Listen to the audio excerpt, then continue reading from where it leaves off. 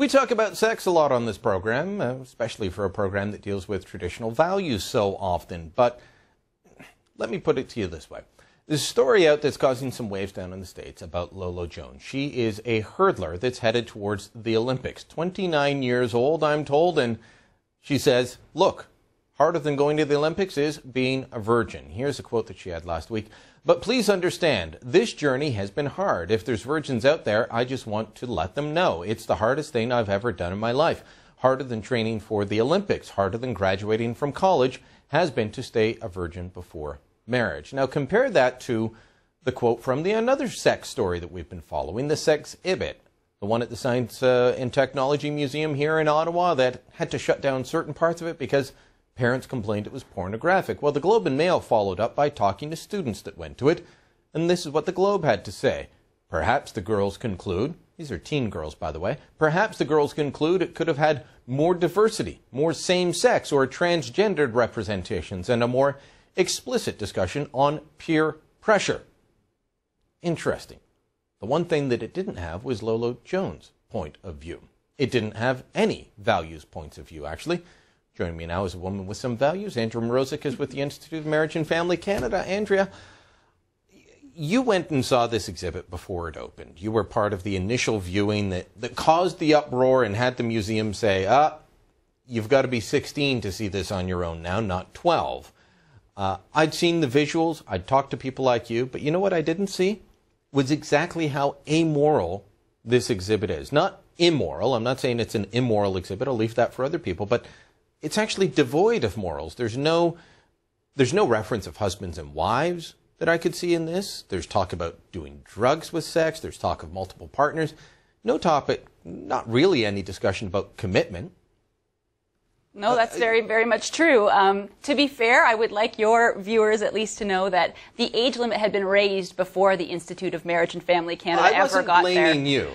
It's just interesting that it gets out there that we are the hand that moves all things behind the scenes. In fact, I believe that you were there the same day as parents, and from my understanding, it was parents that were brought in for a preview that said... Yes, and they gave us the complaints. But just to get to your point about everything being presented in this there's a vacuum around the information that's being presented, which at the end of the day was our main critique of the museum exhibition, is that sex cannot be made distant or pulled away from relationship, and that there was no discussion of commitment and sex. And certainly, if you're going to tie it together with Lolo Jones, there was no young person standing up and saying that this is my choice for my sexuality and my sexual life.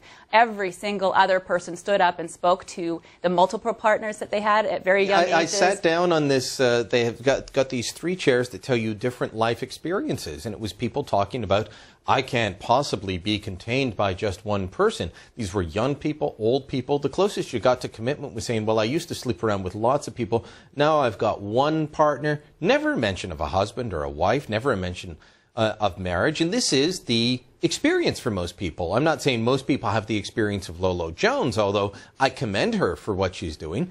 But most people don't have the experience of, I had multiple partners at a time, I was a swinger, and then, well, you know, I'm with this guy for now. Right.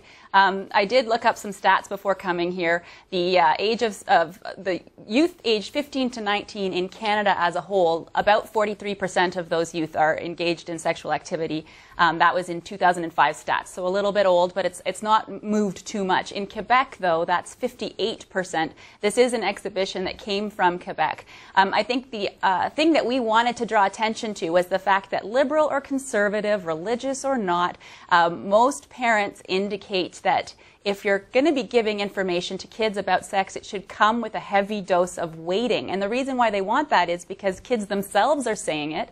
When you survey kids who have had early sexual contact, a high percentage of girls, somewhere close to 75%, say they regret it.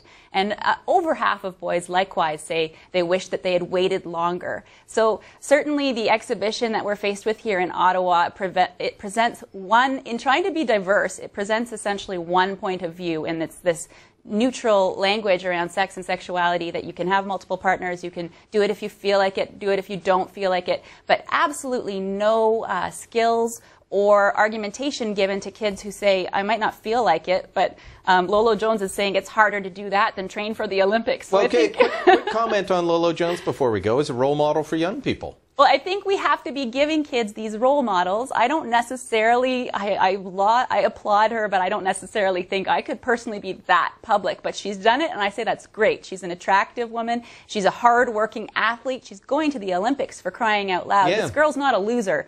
It's really nice to see somebody stand up and say that. And we need to be equipping kids. If we actually think we want them to wait longer before having sex, they better be given more information than do it if you feel like it or And don't. here's a condom.